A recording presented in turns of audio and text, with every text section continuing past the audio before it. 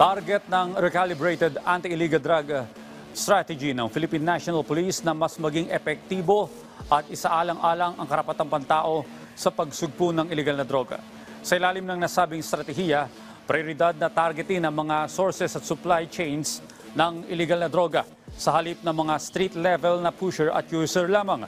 Ayon kay PNP Chief Police General Romel Marbil, paigtingin sa recalibrated strategy ang intelligence operation at pakikipag-ugnayan sa mga komunidad upang matukoy at mapigilan ang drug trafficking networks. Binigyan din ng PNP Chief na ang tunay na kalaban dito ay yung mga high-value personalities at iba pang sangkot sa pagpapakalat ng illegal na droga.